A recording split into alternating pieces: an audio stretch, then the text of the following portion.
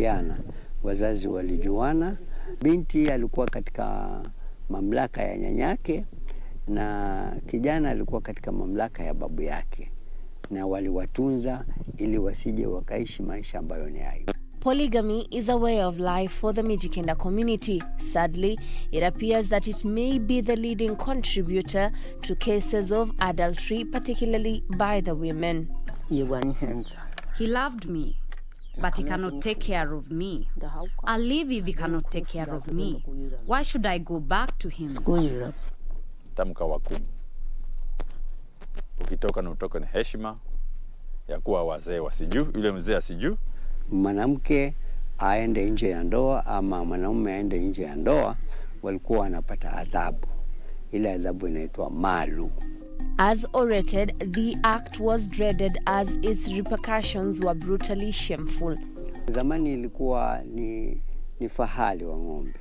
Sasa fahali huyu anachinjwa ndani ya msitu. Ule ng'ombe atachinjwa, alafu wale wawili waliokosa wataambiwa wapike nyama ya yule ng'ombe. Nyama ile wanaambiwa wawape wale umma ambao uko pale. Sasa utafikiria kwamba mama ama yule mwanamke ambaye amekosa ainame achukue nyama mpe babake ama mpe wake, ni jambo la kutia aibu kubwa sana. Over time, the elders revised the punishment, scaling it down to fines as requested by the suitors to the offenders. Inalingana na mimi vile nitakapotaka. Mwambie bwana huyo aliyefanya hili kosa anipatie kama 20,000. Kwangu mimi nitakuwa nimeamini na nitakuwa nimetosheka. Kama umelipa, hata mkakutana wapi, uruhusiwi kumzulia yule mwanamume kwamba wewe ulitembea na bibi yangu. Hefty fines arise if the woman sires children with her lover, but the question that begs in the equation is, to which man does the child belong to? Si bibi ni yangu, hiyo mtoto ni wangu. Once the fine is settled, it is expected that the man forgives and forgets the crime committed by the wife forever. However, what happens if the woman's lover refuses to settle the score? If I confront you that you have committed adultery with my wife and you refuse to pay the fine, I will be forced to perform witchcraft on you. Or when we meet anywhere, I will kill you.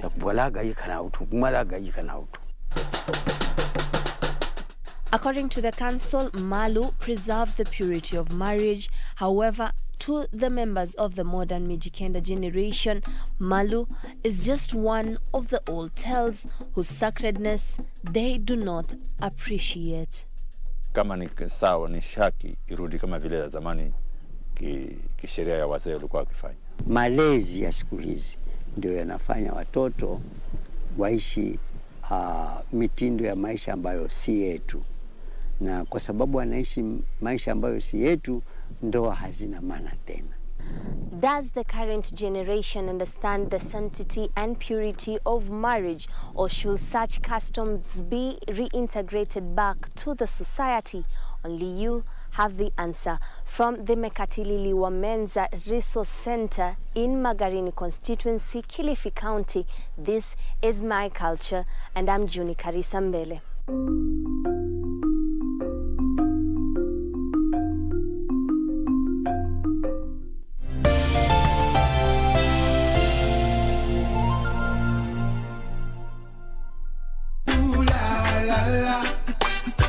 I love the way you smile. Ooh la la la. It's in rehab, and baby you're my disease. You're my disease, yeah. It's like I checked in rehab. Cause you only need the light when it's burning low. Only hate the road when you're missing home. Just make a wish. You'll never want a thing. Baby, give me that good loving. Yeah.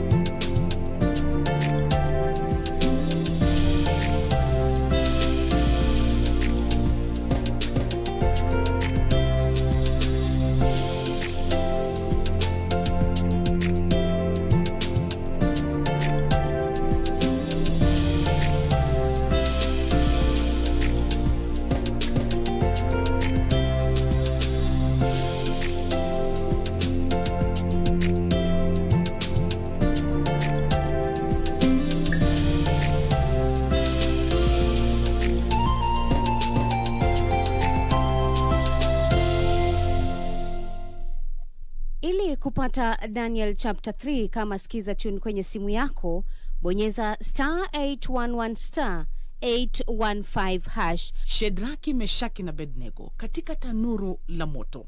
Danieli sura ya 3. Mfalme akaona watu 4, ingawa alikuwa ametupa watu 3 katika moto. Huyo alikuwa ni mtu wa 4. Mtu wa 4 anapotembea pamoja nawe anashangaza maadui. Kupata Daniel chapter 3, bonyeza *811 *815#. *811 *815#. Sauti ya Kenya 92.9. Hii ni KBC Radio Taifa. Kila kitu maishani kina sauti yaleta furaha. Radio. Sauti ya elimisha, yahimiza, yatuleta pamoja. Sauti ya Kenya Radio Taifa. Sauti ya Kenya.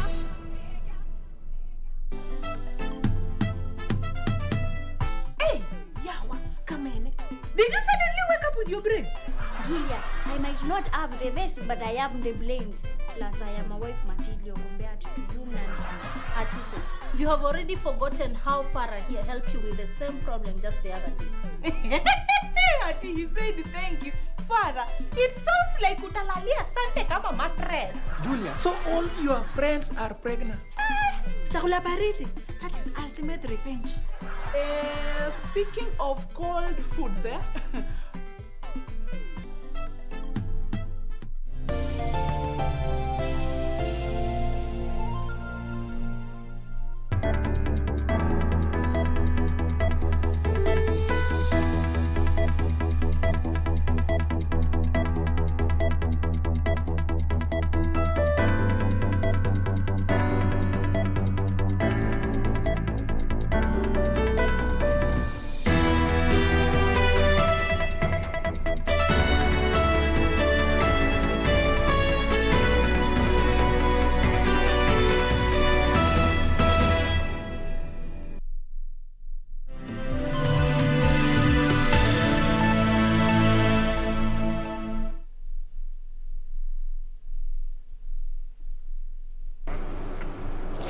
Good afternoon. It is 1 p.m. We are live here at the Broadcasting House for KBC Lunchtime News. Thank you for joining us.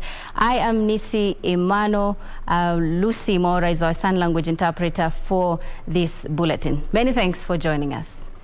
And we begin on a political note where Devolution and Empowerment Party, popularly known as BAS, has reaffirmed its commitment to the Azimio la Umoja One Kenya Coalition Party.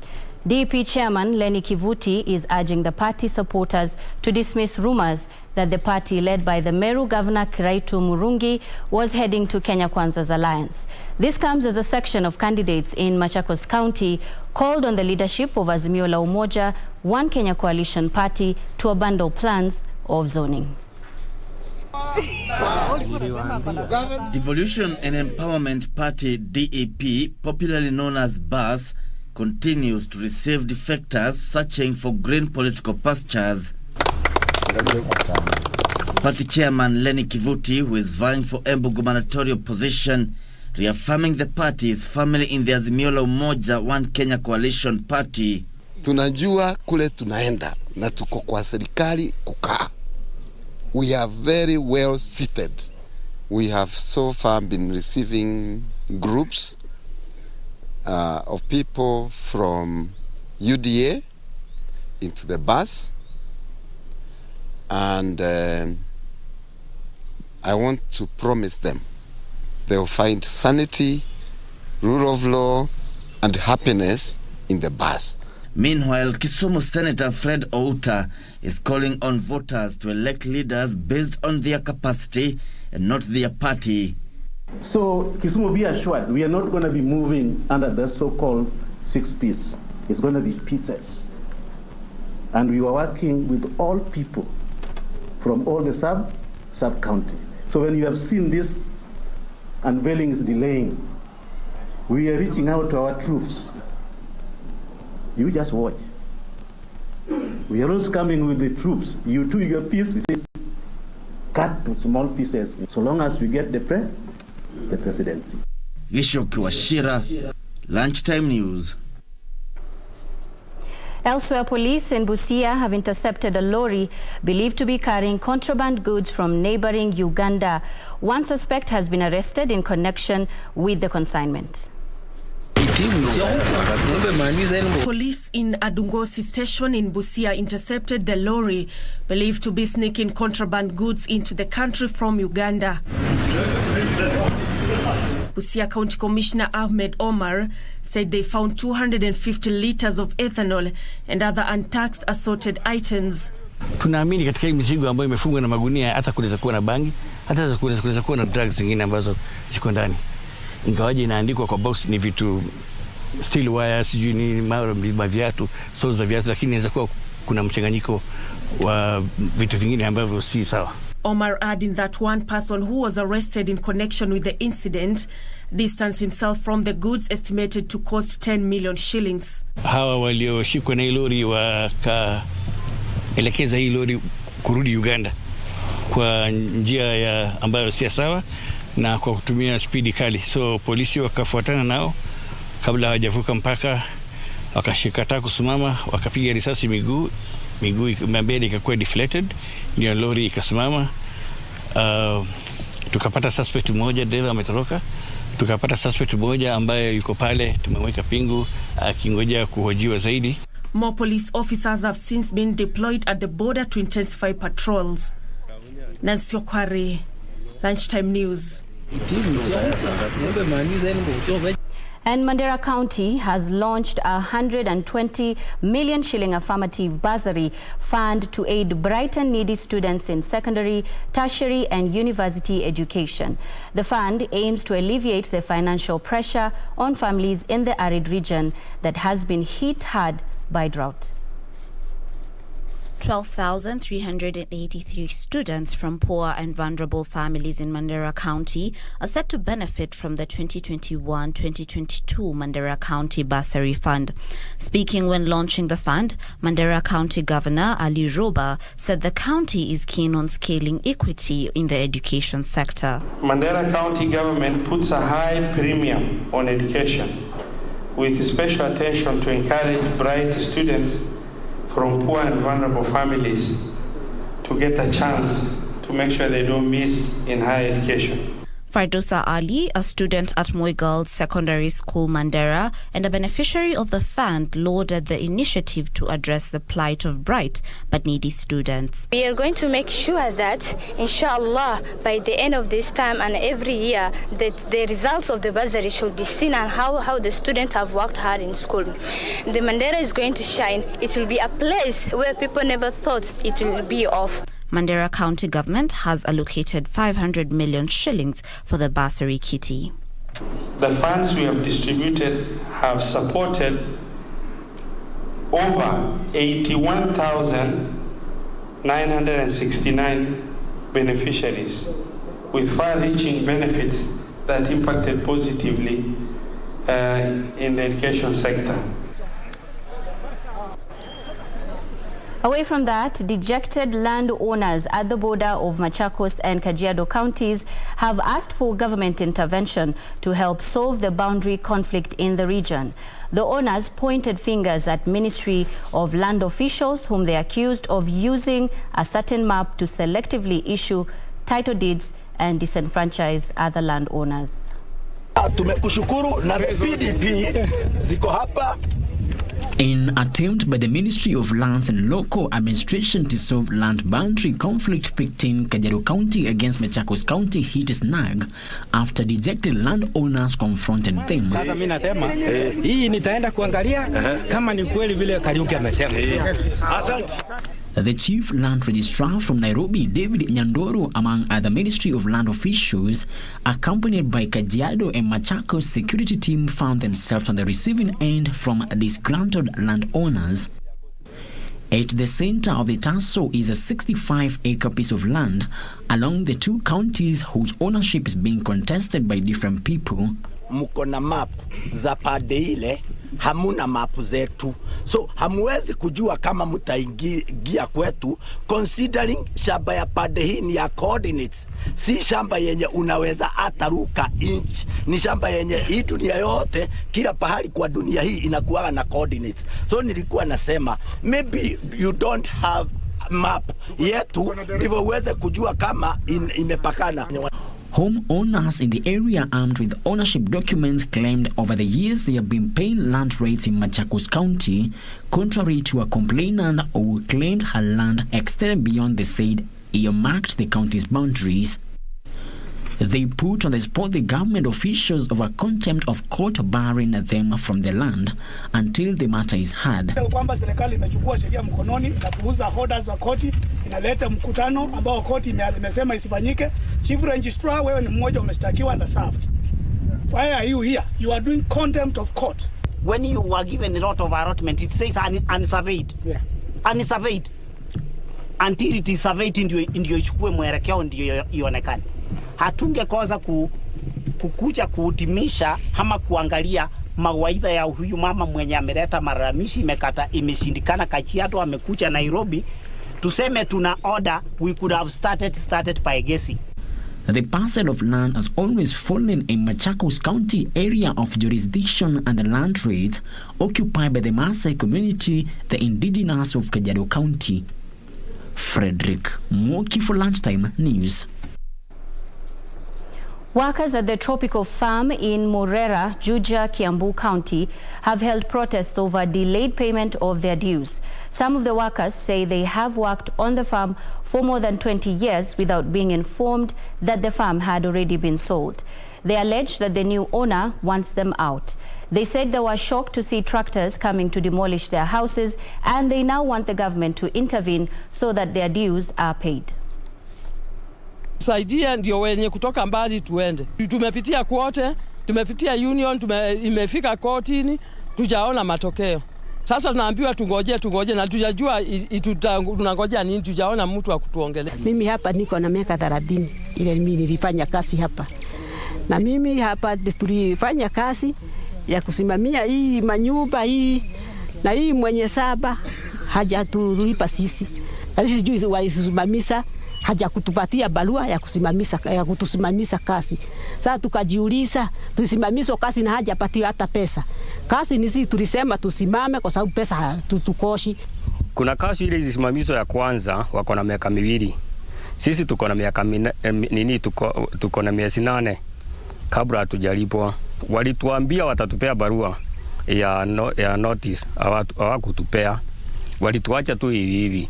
Tukienda huko kwa manager yule alikuwa anatusimamia hapa, anasema tufukuzwe. Tukaona sasa hafadhali sasa tulilie serikali tuone kama itatusaidia. From June 2019 sijalipa hata leo. Naambiwa wakati nilikuwa kazi tulikuwa nalipa na Tropical Farm Management. Sasa ukiliza mwenyewe anakuambia shamba nilipeana kwa ndio analipa pesa. Sasa si tuelekea wapi?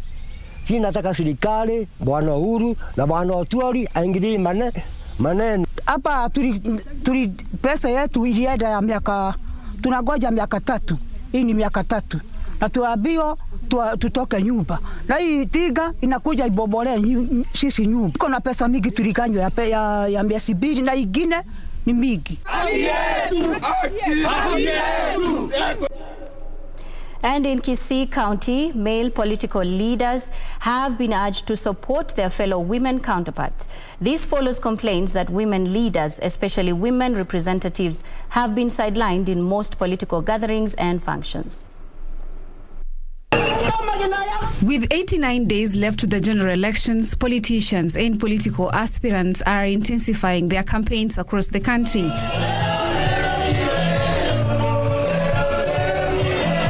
However, a section of women leaders from Kisii County feel left out from major political functions and gatherings. The governor or the members of parliament who are men, they are given prominence. And they come to remember there is a woman liberator later on, which is not a good idea because we also want to motivate the women to stand for different positions. The women feel as much as this is taking a toll to their ambition, it's also affecting the number of women in political leadership from the area. The position of the member of parliament since independence Even in the county assembly, we only have had one from one among the 45 wards. It's not a good sign and it's not encouraging. So I'm asking my fellow men that you support women. Inside Lunchtime News. The body of an elderly man who had gone missing for 2 weeks was retrieved from a family pit latrine at Matongo Village, Bomachoge, Borabu Sub-County. Jomo Nyamboga Onderi, whose decomposing body was recovered by villagers from the pit latrine that was in use, is said to have had a protracted domestic dispute with one of his sons over land. As the search of the 57-year-old Jomo Nyamboga Onderi intensified, the son allegedly went into hiding and used his father's cell phone to demand a ransom of 150,000 shillings from the family to provide information on his whereabouts. A relative, Wilfred Nyabando, alleged the son was livid after his father remarried following the death of his mother. Inaonekana hapo kati walianza kugombana juu ya pesa ya kuuza hizo vitu. Huyu ndugu yangu alikuwa akigombania hizo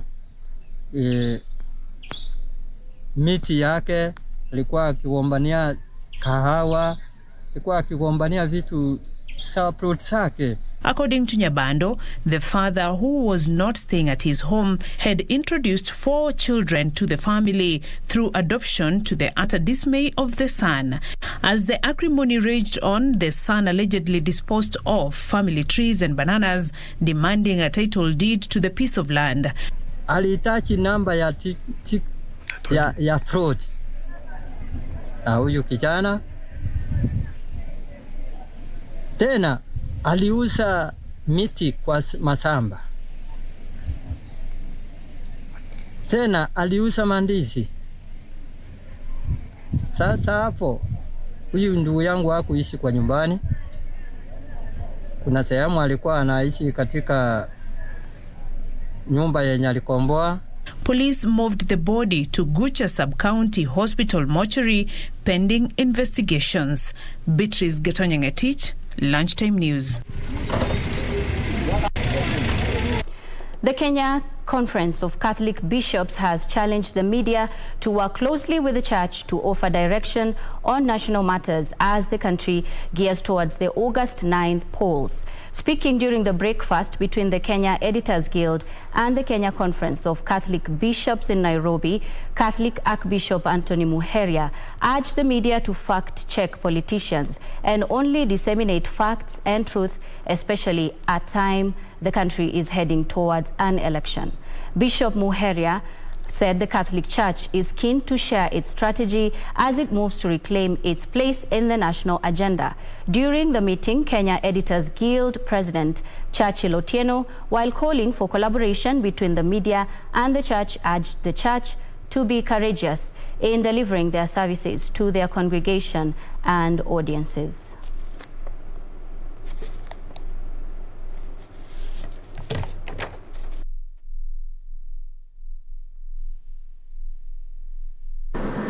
We believe we can work together. If we work together, we can hold this country peacefully together and direct politics towards more constructive ground. You have the muscle. Perhaps we enjoy a little bit more credibility than you at this moment. It's not that you are devoid of credibility, but if we get together, you can still do good business. You can still make good money at the service of truth. We are not asking you to get into unprofitable business. I believe the long-term business that is profitable, if we are working towards more lasting values, and we are here to support you and to ask kindly that at least you give us a little bit more of this conversation and space. There's a lot of information out there. Everywhere you turn, there's something fighting for your attention. But many times, a significant chunk of these things that are fighting for our attention, our people's attention, are of questionable credibility. But a big majority of our people don't have ways of distinguishing that which is factual and that which is not. And I think we must then stand up and be counted as the soldiers of truth. It can be terrifying, it can be very trying, but that's why both in the church and in the media, what we do is not just a job. It takes lots of passion, many times sacrifice, but more importantly, it takes personal commitment to be able to deliver and deliver consistently.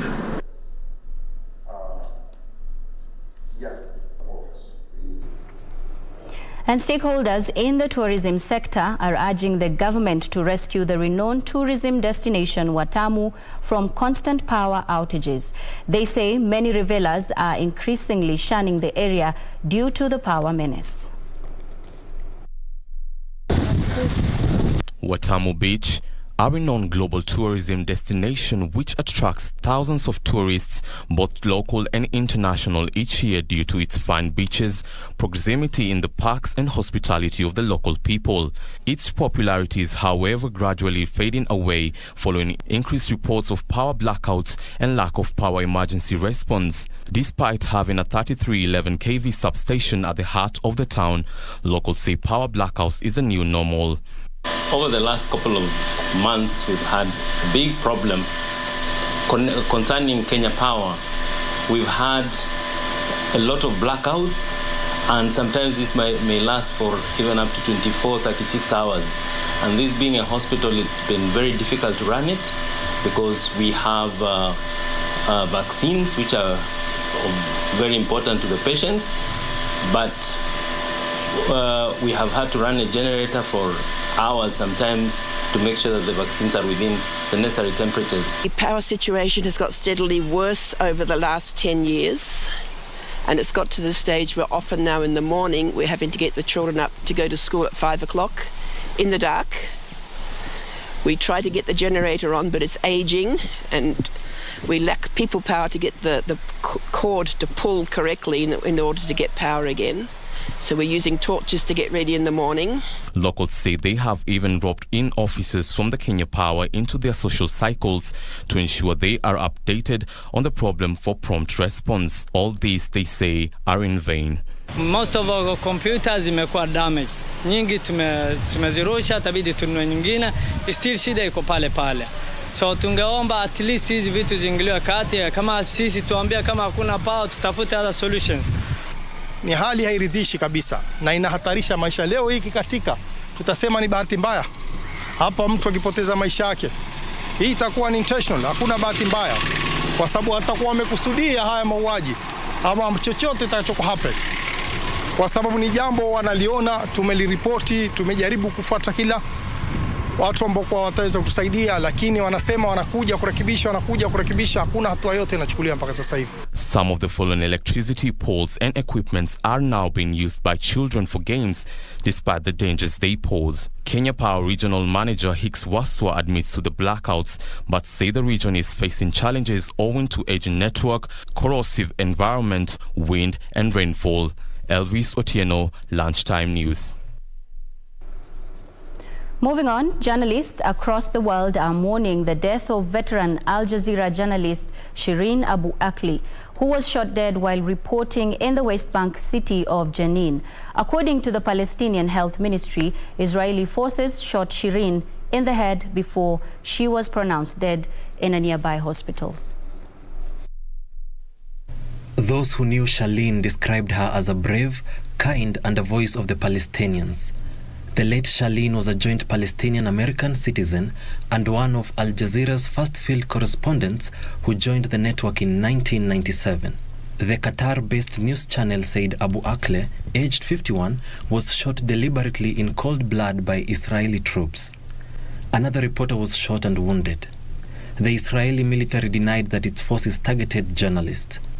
It was looking into the possibility that they were hit by a Palestinian gunman during an exchange of fire. Israel's Foreign Minister Yair Lapid described Abu Akleh's death as sad and said it had offered to carry out a joint investigation with the Palestinian Authority. Qatar's Assistant Foreign Minister Lolwal Al-Qatar said Abu Akleh was shot in the face while wearing a press flak jacket and helmet. The Palestinian Health Ministry confirmed Abu Akleh's death and said she had been rushed to the hospital in critical condition after being shot. Shireen Abu Akleh was a prominent figure on Al Jazeera's Arabic news service who had been covering the Israeli-Palestinian conflict for 15 years. Edwin Austin for Lunchtime News. Lieutenant General Daniel Opande is not only a Kenyan hero but a military officer honored in Africa. Opande served in the Kenyan military for close to half a century. His unparalleled bravery, courage and resilience towards the restoration of peace around Africa is commendable. This story on the premiere edition of the Military Tales.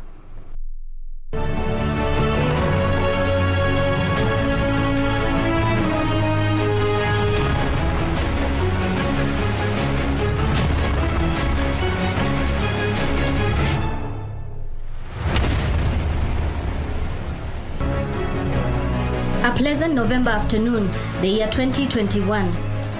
What an opportunity to meet and have a conversation with retired Lieutenant General Daniel Ishmael Opande at his Nairobi residence.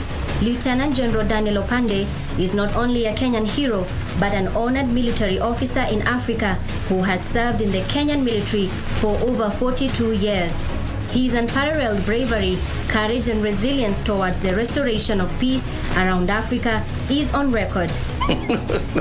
We get down to the business of the day with a glimpse of his early life. Normal childhood in the rural area of Kenya, in South Nyanza. I looked after the cows sometimes, and after that I went to school. I have 4 children, 2 daughters and 3 sons, and several grandchildren now. Whether by a twist of fate or destiny, Opande joins the military. My close members of the family, especially Dad, did not want any of his children to be in the military. So I didn't have really any inkling that I would be in the military, but I eventually ended up there. He was appointed as the commander of the UN Security Force and head of security forces by the UN Security Council in Sierra Leone in 2000 and 2003. Sierra Leone was the largest then peacekeeping mission that the United Nations had established, and I landed there as the force commander. He was head of the security forces not just in Sierra Leone but also in Liberia between 2003 to 2005, leading disarmament exercises. And when peace returned there, then Kofi Annan asked me to move over to Liberia as in the same capacity. Between 1990 and 1993, he was in Liberia as a UN Chief Military Observer. Here, he encountered the largest rebel group under Charles Taylor. A few years later, he returned only to be appointed as the commander of the UN missions in Sierra Leone, commanding the largest peacekeeping military force under the UN to be deployed. Despite the myriad of challenges out in the battlefield, General Opande did everything to ensure the comfort of his troops and the Liberian people who were under his command. They're not hiding weapons. No more weapons. Are you sure? Yes. He believed that all people are human, regardless of their positions. From 2003 to 2005, Lieutenant General Daniel Opande was the force commander of the peacekeepers of the UN mission in Liberia. Tough but diplomatic, the Kenyan Defense Forces officer in 2004 got the commanders of Liberia's warring factions to agree to the disarmament of more than 100,000 former combatants. The United Nations military also provided security, technical and logistical support for the electoral process that culminated in peaceful democratic elections in 2005. It was this protective fatherly approach to the war-torn zones that saw him earn the title the African Father and saw many Liberian children named after him. People would tell me, or they themselves, they would tell me, Pape, they call me Pape. Pape is a father, a recognized father. Yes, sir. Yes, sir. Yes, sir. After 14 years, through the disarmament process, Opande brought peace back to a country that was once virtually ruled by AK-47s. The Liberian child soldiers were able to go back to school and to embrace normal life. Closer home, his notable highlights include his role in Kenya's shifter campaign of the 1960s. After graduating, from the cadets, training school in the UK, I came back. Straight away, we were sent to the northeastern province because there was, this shifter war. So that is where I first experienced, being in the military, the real military. Beyond active military service, General Opande has occasionally mediated conflicts, among them post-2007, 2013 and 2017 election crisis in Kenya and the aftermath of the 2015 upheavals in South Sudan.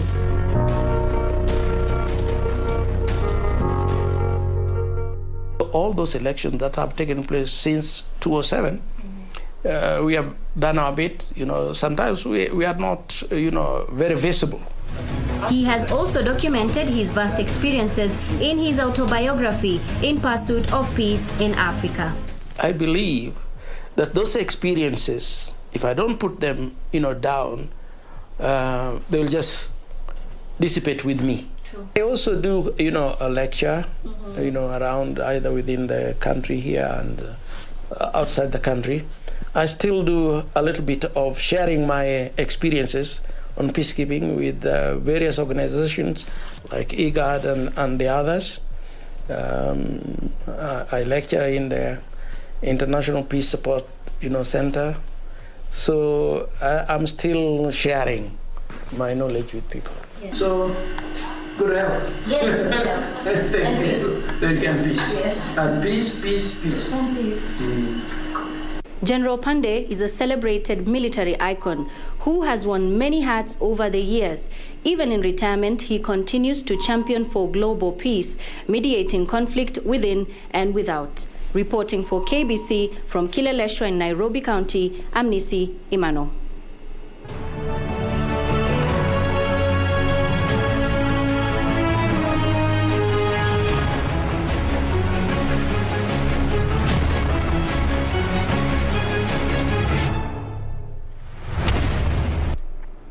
It is time now for a short break, but on the other side of this break is business and sports. Do stay with us.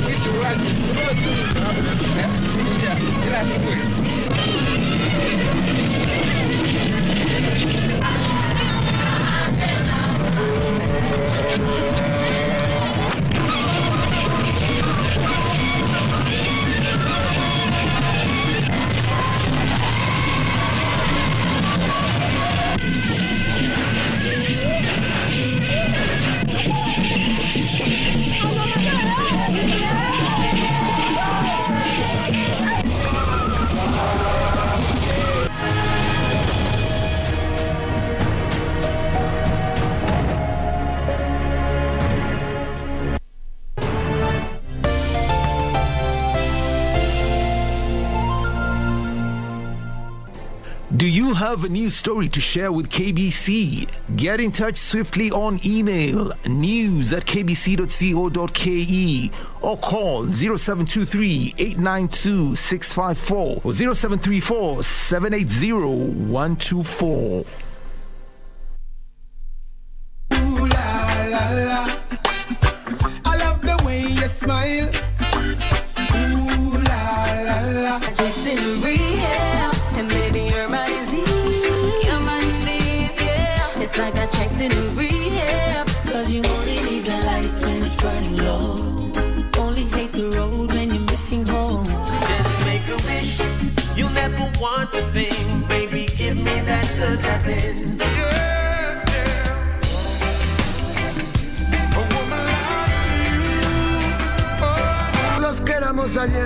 Choose well, Paulina, or you are going to regret it.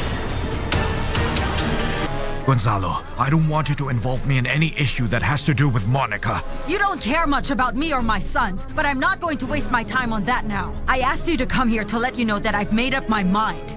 No, we are not moving to Chetumal. What do you mean you're not leaving? No! Willing to take that risk. And besides, I have been thinking about quitting work here at the hotel. Camilo, you can't be serious about this. Now I know why you wanted your papers. You didn't need them for your contract with the agency. It was all just a lie.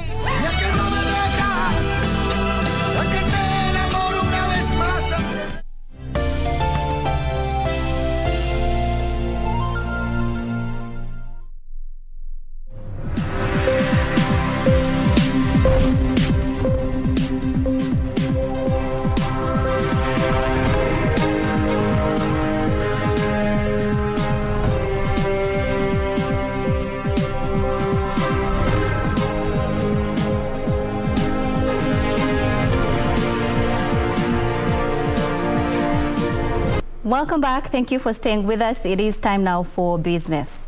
South African President Cyril Ramaphosa has hinted that the government could be open to discuss private operation of heavy haul rail lines. Mining companies are prepared to increase their investment in projects in South Africa by 84% if the government tackles the dysfunction plaguing the processing of mining permits and approvals for self-generation projects, as well as constraints facing the railways and ports. Here are the details of this and more from across the continent. Many of South Africa's mineral reserves estimated to be worth 2.5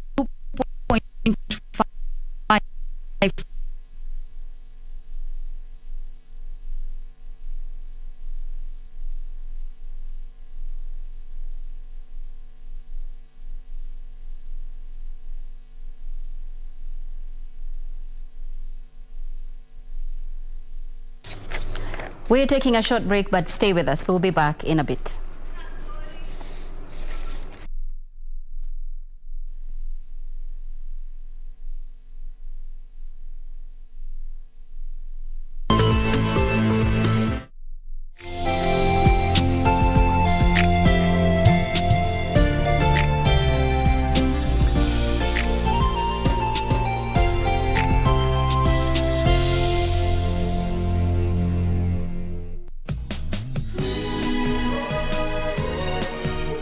Hey, if she stays here, what am I gonna do with her, Mom? Huh?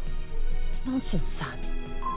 Mom, no matter what she does now, it's impossible to trust her again. Shannon, you're so bad, so evil, bad woman. I don't want you to be my sister. Listen is Rain. Ethan, you're Rain. My name isn't Minnie.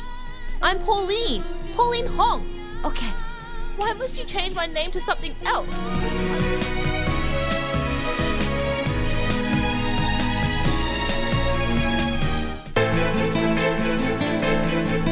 Unajua mimi stori za nusu sizipendi. Najua. Nani alioita hapa? Haya ndio mambo ya kipuzi ambayo alikuwa. That's a dodgy answer. I think you're lying. I'm not lying. Nakwambia ukweli mo. Kwanza, achana na msichana. Kwa hivyo inamaanisha ulipoletwa nyumbani ndio ilikuwa mara ya kwanza wewe kumwona Lea. Let us enjoy the football. Los éramos los que éramos ayer y no Choose well, Paulina, or you are going to regret it. Gonzalo, I don't want you to involve me in any issue that has to do with Monica. You don't care much about me or my sons, but I'm not going to waste my time on that now. I asked you to come here to let you know that I've made up my mind. No, we are not moving to Chetumal. What do you mean you're not leaving? No! Willing to take that risk. And besides, I have been thinking about quitting work here at the hotel. Camilo, you can't be serious about this. Now I know why you wanted your papers. You didn't need them for your contract with the agency. It was all just a lie.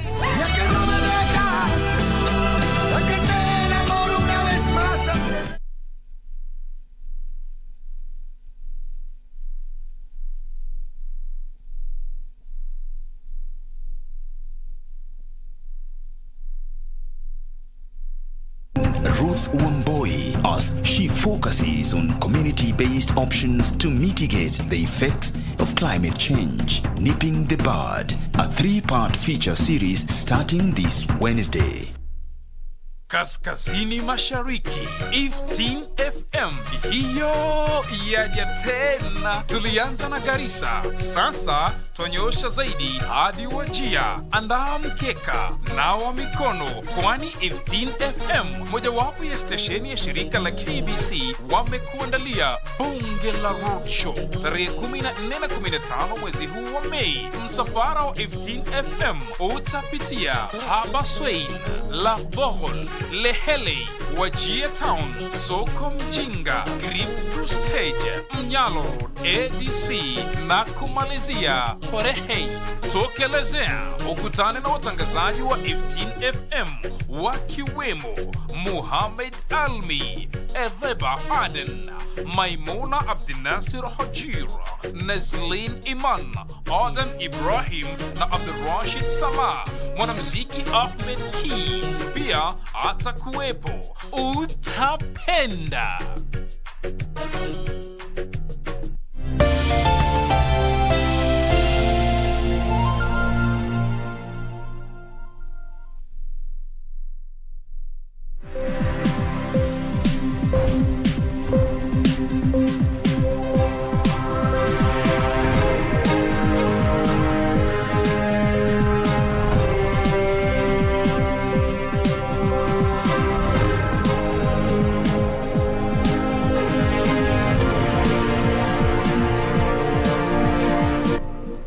Thank you for staying with us. We apologize for that technical hitch. Moving on, a number of institutions are trialing out the use of drones to deliver medicines and vaccines to save lives through the timely delivery of much-needed medical supplies to remote or inaccessible areas. ICT Principal Secretary Dr. Jerome Ochieng says drones can provide much-needed solutions in a variety of applications to improve customer experience, increase productivity, and mitigate the effects of climate change. Kenya is looking at emerging technologies like drones to respond to the needs of the people, create jobs and improve livelihoods. Commercial use of unmanned aircraft systems, commonly known as drones, has been steadily rising across the filming industry, surveillance, mapping, sports and news gathering. This is despite a lack of policy guidelines which the government is working on. Closely with the industry players to make sure that we put in place the necessary legal frameworks that will support the continuous and even the advancement of drone technology in Kenya, so that even if you're talking about drone in the health sector, drone in agriculture, and drone in any other sector, in industry and even in transport, then it is being done within the law.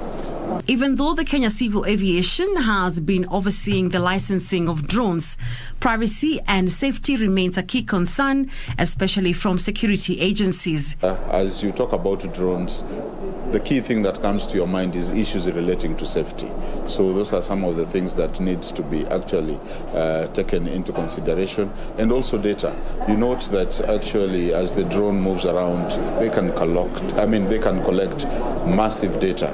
A lot of effort has gone into structuring the country's ecosystem to ensure we have the necessary legislative and regulatory framework to support emergence and adoption of new technologies. Despite this, a number of organizations are using drones commercially for filming, security, as well as delivery of small parcels such as medicine and vaccines to remote and inaccessible areas. We can demonstrate to Kenya Civil Aviation Authority and the government that we can actually use drones to transport, or rather to deliver medicine and vaccines to areas which have poor infrastructure.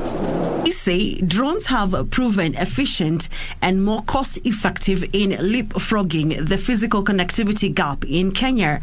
So far, more than 350 unmanned aircraft systems have been licensed to operate. Caroline Jenga for Lunchtime News. And we are retaking this story from earlier. South African President Cyril Ramaphosa has hinted that the government could be open to discuss private operation of heavy-haul rail lines. Mining companies are prepared to increase their investment in projects in South Africa by 84% if the government tackles the dysfunction plaguing the processing of mining permits and approvals for self-generation projects, as well as constraints facing the railways and ports. Here are the details of this and more from across the continent. Many of South Africa's mineral reserves, estimated to be worth $2.5 trillion, remain unexploited. Pretoria is now seeking a twofold increase in investment in the sector by 2030. A commodity boom partially fueled by the pandemic and the conflict in Ukraine has raised investor confidence and should drive big and small miners to the country. Between 2010 and 2018, the industry saw a 10% loss in output, 50,000 jobs wiped out, and a 45% decrease in annual capital investment. A lack of innovation, bad rail and port infrastructure, and unreliable electricity are to blame for the damage. Administrative issues are hamstringing investment, with 4,500 prospecting rights, mining rights, and other authorizations are outstanding. The Minerals Council of South Africa estimates that this is bottling up about 30 billion rand in investment.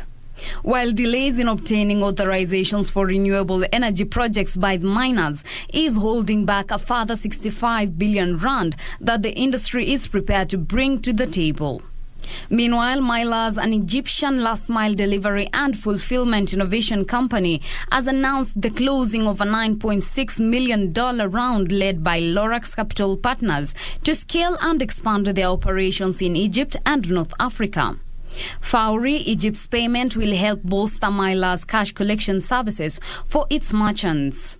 Mylas currently operates a fleet of over 350 eco-friendly vehicles and 21 local fulfillment hubs strategically positioned across Egypt. The investment will enable Mylas to construct and open a brand new AI-enabled automated 25,000 square meters cross-docking fulfillment center west of Cairo by Q4 2022 to augment its current 1,500 square meters fulfillment center that began operations in Q3 2021. The company is servicing Africa's booming e-commerce industry, which is forecasted to be worth $180 billion by 2025. By offering cash on delivery as well as full range of delivery services and tech-enabled merchants tools, Mylas is enabling the growth of e-commerce in Egypt and its new markets of Tunisia, Algeria and Morocco. Finally, Airtel Africa has reported a revenue growth of 20.6% for the full year 2022 to $4,714 million. Airtel Africa has a presence in 14 countries, primarily in East Africa, Central and West Africa. Constant currency underlying revenue grew 23.3% for the year and 19.1% in Q4.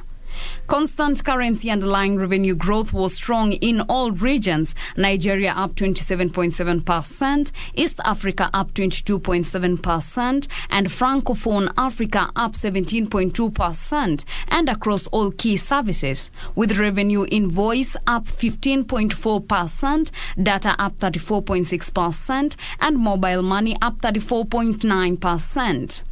Further, profit after tax grew by 82.0% to $755 million. The board recommended a final dividend of 3% shares, making total dividends of 5% share for the entire fiscal. Reporting for Lunchtime News, I am Teresa Mutai.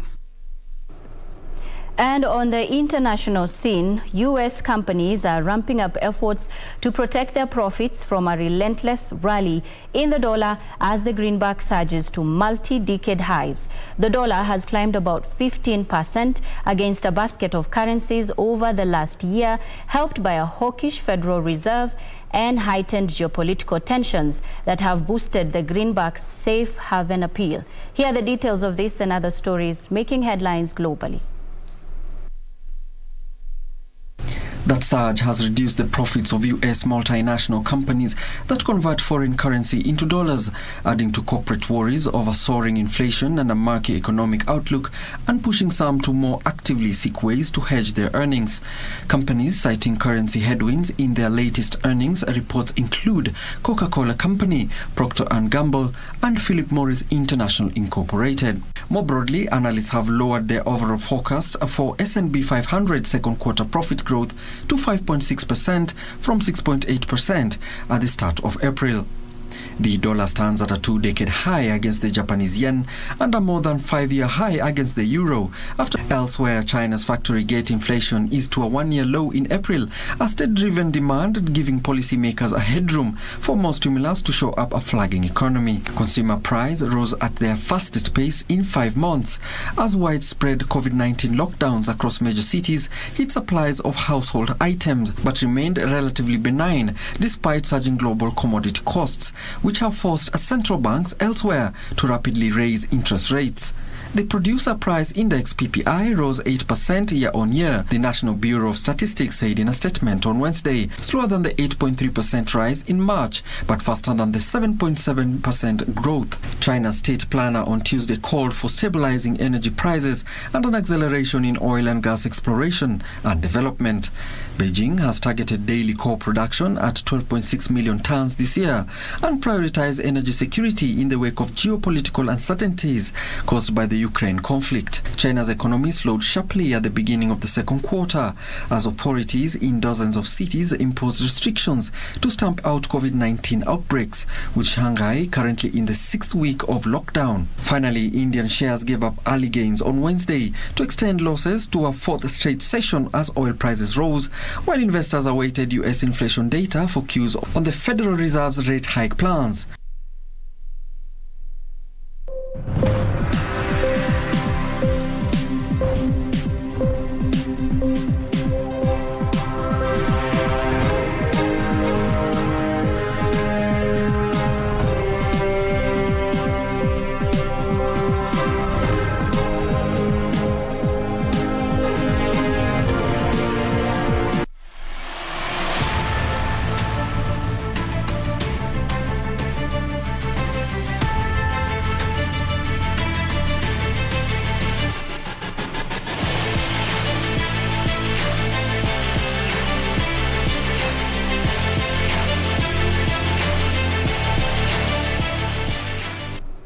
On to some sporting news now, where Liverpool maintained the pressure on Premier League leaders Manchester City after they defeated Aston Villa 2-1 at Villa Park last night. Meanwhile, Barcelona are now just 2 points away from a second-place finish thanks to a 3-1 win over Celta Vigo last night at Camp Nou. Stadium. Leeds remain without Luke Alain for the remaining 3 fixtures following the red card against Arsenal. The game comes too soon for Patrick Bamford, but captain Liam Cooper may make his comeback from a knee injury. Chelsea midfielder Jorginho and N'Golo Kante faces fitness test but could be left out from the match with Saturday's FA Cup final in the mind. Wolves, who play Manchester City, could welcome back winger Daniel Podence, who has been sidelined for more than a month with a foot issue. City's manager Pep Guardiola may only have 3 seniors defender available for the treat Morinaks. Ruben Diaz, John Stone and Kyle Walker will also miss the turn in the run-in, where Nathan Ake is also struggling with an ankle problem. Elsewhere, Barcelona have now won the last 3 La Liga games in the row and are just 2 points away from second place finish thanks to a 3-1 win over Celta Vigo. Memphis Depay put Barcelona in the front. For Sports News, I'm Kingori Mwangi.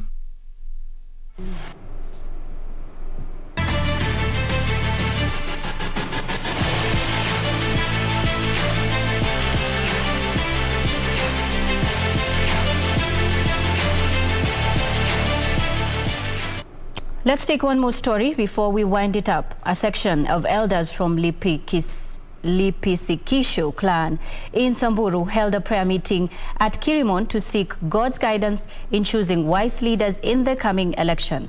The elders criticized leaders who failed to fulfill their election promises once elected into office. The leaders lamented over what they termed as insincerity among leaders whom they trusted to steer development. Kujali mtu ametoka kwa familia ama section hii ni kiongozi ambaye anaweza kuendeleza wananchi wa Samburu mbele juu ya elimu, usalama, ili kila location ama kila sub county iwe rasilimali inaenda sawa. The leaders say this time round they want a track record of the individual. Kwa county yote 47 hii ndio iko ile shida kubwa zaidi. Onya sana wa Samburu. Waache mambo ya kupatiwa shilingi 50 tumbako, lakini waangalie ile leader anaweza patia hawa maendeleo. Kuja kujua ile shida tuko naye, hatuna kiongozi ambaye anaweza kushughulika na watu yake mambo ya vijana na security. Leo hii kura ambayo tunaenda kukata tu tarehe 9, tunataka kuchagua kiongozi ambaye anajali kaunti yetu. During the prayer ceremony, Josephine Kulea, who is contesting for Samburu County Women Reps Office, was blessed and endorsed to vie for the seat in the August general election. Tafuta kiti uende ukue kiongozi ambaye anaweza fanyia watu kazi na sio kiongozi ambaye anasema nataka tu kupata kiti nipore pesa ya umma.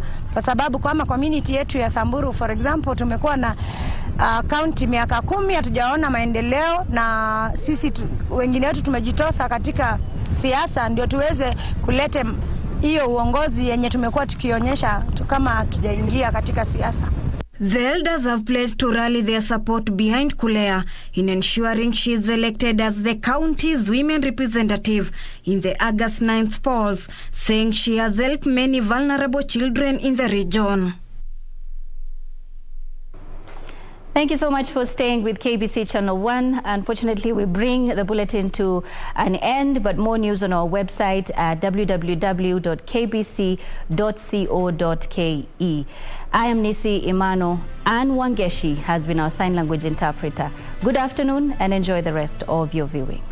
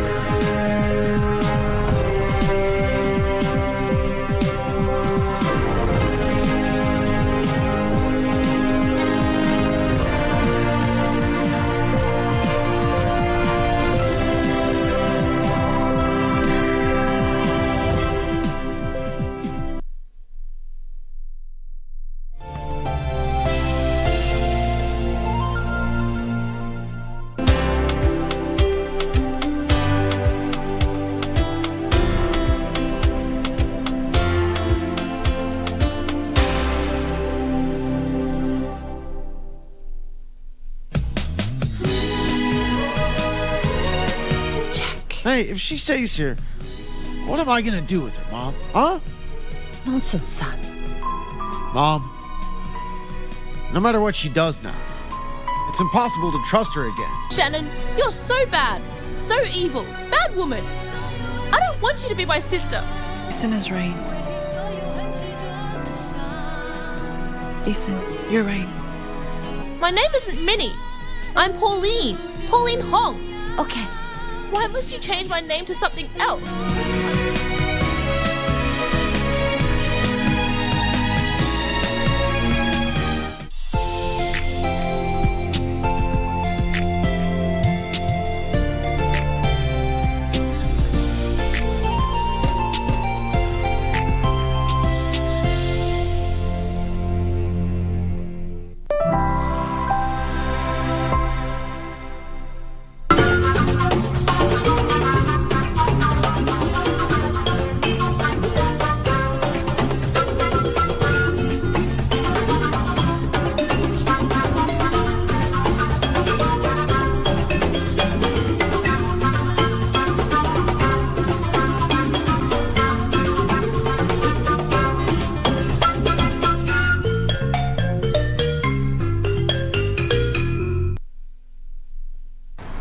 Hujambo mpenzi mtazamaji wa KBC Channel 1, nikitumai kwamba ubuheri wa afya tangu wiki iliyopita tulipokuwa pamoja. Ni wiki nyingine tunakutana kulikunjua jamvi letu la mkulima, tukiwa tayari kujifunza mbinu mbalimbali za kilimo na teknolojia zinazoimarisha afya. Kama desturi, mimi ni wako Frederick Mbala. Karibu.